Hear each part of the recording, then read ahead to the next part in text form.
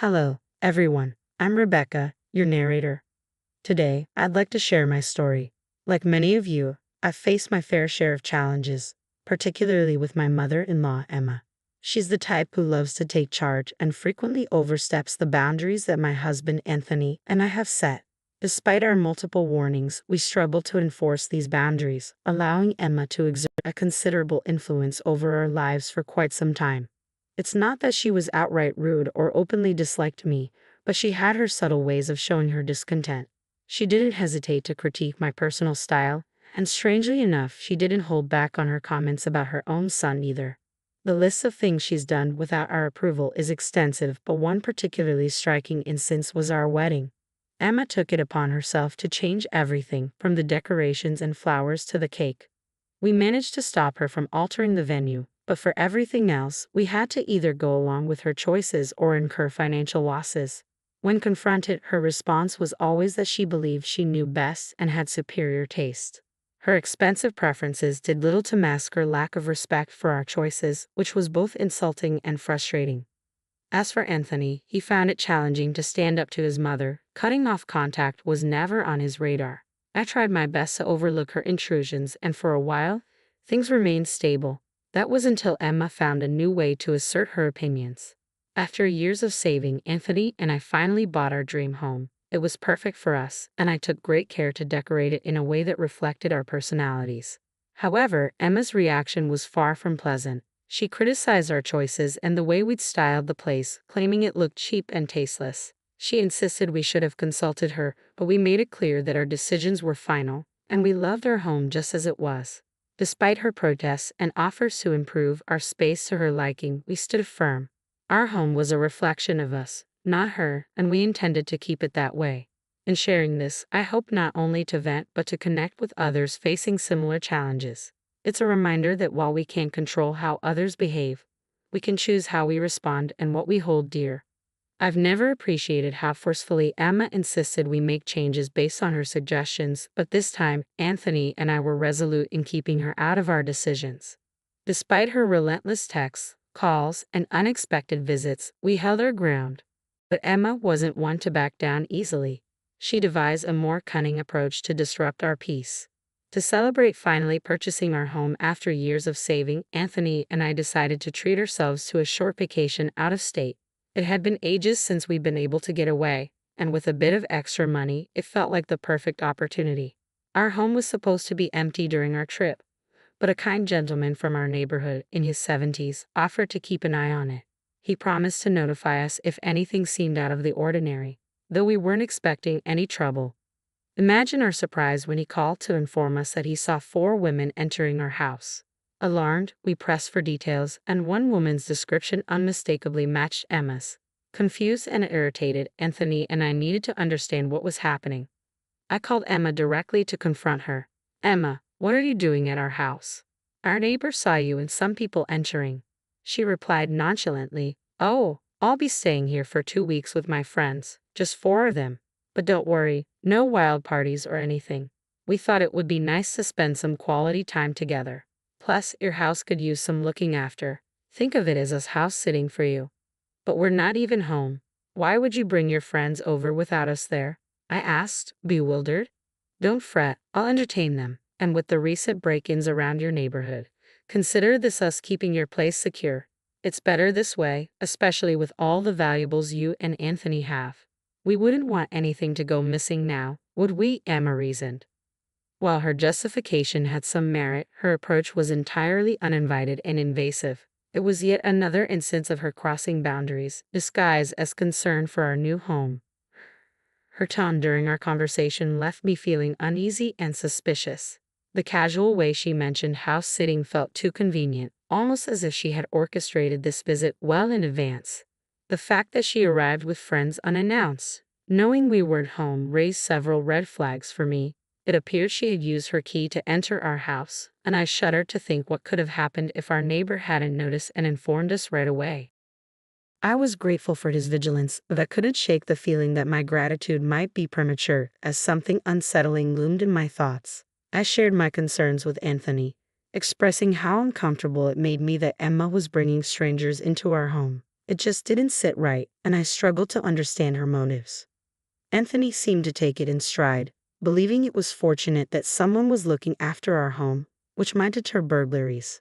But my worries extended beyond the threat of theft. Emma's history of overstepping boundaries was well documented in our experiences with her, and this felt like another glaring example. He tried to reassure me, suggesting we address the issue with Emma once we returned home. He acknowledged that his reluctance to confront his mother had to change, especially given her recent actions. I understood his difficulty, knowing that Emma had raised him alone, but something had to give. I still felt anxious, not entirely reassured by Anthony's resolve. The following day, our neighbor's call only heightened my unease. He asked if we were still on vacation, and I explained Emma and her friends were at our house, supposedly to keep it safe. His next words sent a chill down my spine. He reported hearing a lot of noise coming from our home, not the usual sounds of someone living there, but more akin to renovation work. This unexpected news left Anthony and me speechless, grappling with the implications of Emma's actions in our absence. The situation was becoming increasingly alarming, challenging our initial perceptions and forcing us to confront the unsettling reality awaiting us upon our return. The revelation from our neighbor made everything fall into place. Emma, my mother-in-law, had often expressed her disdain for my decorating skills, deeming them tasteless while insisting she knew better. Her sudden silence regarding our decor after learning about our short getaway now felt ominously significant. Anthony speculated about the nature of the noises, wondering if there might have been a misunderstanding. However, the neighbor's observations of delivery trucks bringing in interior decoration items and the sight of Emma and her friends actively participating in the changes left no room for doubt. It turned out that one of her companions was a known interior decorator, a detail that only deepened our suspicions. The thought of Emma taking it upon herself to overhaul our home's interior without our consent was heart-wrenching. Both Anthony and I were in a state of disbelief and panic, grappling with the reality of her unwelcome intrusions. We expressed our gratitude to the neighbor for his vigilance and clarified that Emma's actions were unauthorized, underscoring the gravity of the situation. Overwhelmed by frustration and the urgent need to intervene, we knew we had to take action. I declared our vacation officially over. I couldn't enjoy another moment under the weight of this betrayal. Anthony shared my distress, apologizing for his mother's unrestrained actions and baffled by her choice to involve friends in this unwarranted project. Faced with no other option to halt Emma's endeavors before more damage was done, I contemplated involving the authorities. However, the thought of calling the police on Emma felt distressing for Anthony. Ultimately, the urgency of the situation outweighed our reservations. With Anthony's reluctant consent, I contacted the police to request a welfare check, citing the ongoing disturbances reported by our neighbor. Although this decisive action felt drastic, it seemed to be the only viable way to protect our home from further unauthorized alterations. When I called the police, I refrained from disclosing my suspicions but mentioned that my mother-in-law and her friends were staying at our house. Given the recent spike in burglaries, the police took my concerns seriously and conducted a welfare check. The feedback from the officers was nothing short of shocking. They reported that our home was in chaos, with ongoing demolition causing dust and damage everywhere. My carefully selected decorations were either mishandled or missing, a clear testament to their disregard for our belongings. Upon returning home, the reality was as bad as the police had described, if not worse. The images they shared revealed the extent of the havoc wreaked during our absence. Overwhelmed by the scene, I experienced an intense emotional breakdown, feeling inconsolable. Anthony, though deeply injured, managed to maintain his composure enough to engage directly with the police. He made it clear that his mother had massively overstepped by undertaking renovations without our permission, resulting in significant damage. The officers on site sympathized with our plight, acknowledging the financial and emotional toll of her unauthorized alterations. Faced with the choice of pressing charges for property destruction, Anthony and I agreed we wanted to hold Emma accountable for her actions. The police were supportive, offering to initiate the legal process on our behalf and promising to provide further documentation of the damage. In the meantime, we arranged for my sister to watch over the house until we could return. Anthony took charge, determined to ensure his mother faced consequences for her recklessness while I unleashed every curse I could muster in my state of distress. I struggled to find the right words to express my feelings about Emma, but Anthony handled the situation with a level of calm and decisiveness that felt nothing short of heroic. He promptly arranged our return flights, determined to tackle the aftermath of Emma's intrusion as quickly as possible. Our immediate focus shifted to rectifying the chaos she had caused and beginning the arduous process of rebuilding what had been carelessly destroyed. Upon our arrival back in our hometown, we wasted no time and headed straight to the police station to take formal action against Emma's unauthorized renovations. We presented the officers with photographs showcasing our home's original state alongside the devastation she had inflicted. The officers were visibly appalled by the extent of the damage and suggested we pursue legal action for the havoc she had wreaked. My frustration and anger reached a boiling point as I became resolute in ensuring Emma learned a harsh lesson for her actions. Our decision to confront her at the police station where she was being held stemmed from a desire to face her directly and make her understand the gravity of her behavior. When we finally saw Emma, she responded with a feigned innocence and confusion, questioning why she had been incarcerated as if she were unaware of the chaos she had caused. Her lack of remorse, coupled with her insistence that she was merely helping us by imposing her tastes on our home, was infuriating. Anthony, equally incensed, challenged her delusion head-on, confronting her audacity and utter disregard for our wishes and property. Emma's defense dripped with entitlement as she asserted that her intentions were to enhance our home, completely oblivious to the personal and financial turmoil she had created. She even had the audacity to critique my taste, proposing to fix everything if released, unaware of the severity of her actions. However, our resolve was unyielding. We informed her that she would never be allowed near our home again, and that we were pressing charges for property destruction. It was in that moment that the reality of facing legal consequences seemed to dawn on Emma. Panic set in as she turned to Anthony, carefully trying to portray me as the villain for insisting on accountability and pleading for his intervention. Her desperate plea, however, fell on deaf ears. United in our decision, we were determined to see the legal process through, ensuring that Emma faced the repercussions for her unwarranted intrusion and alterations to our home. Watching her grasp the reality of her situation marked a pivotal moment in our stand against her overbearing and invasive behavior. Anthony unequivocally supported my stance, and as he spoke, I could see Emma's astonishment. "Mom, Rebecca's right," he asserted. "By transforming our home according to your preferences, you've disregarded our boundaries. It's time to face the consequences." After everything that had transpired, this was the final straw. Anthony firmly stated the breach of trust and respect that had occurred. Despite Emma's protests and her attempts to sway him with emotional appeals, he remained resolute. He emphasized the necessity of compensation for the extensive damage she had caused, highlighting the serious financial implications she now faced. When confronted with the reality of her actions and their consequences, Emma broke down. She hadn't anticipated the lawsuit or the significant dent it would make in her savings. Her tears and pleas for mercy were a stark contrast to her previous sense of entitlement.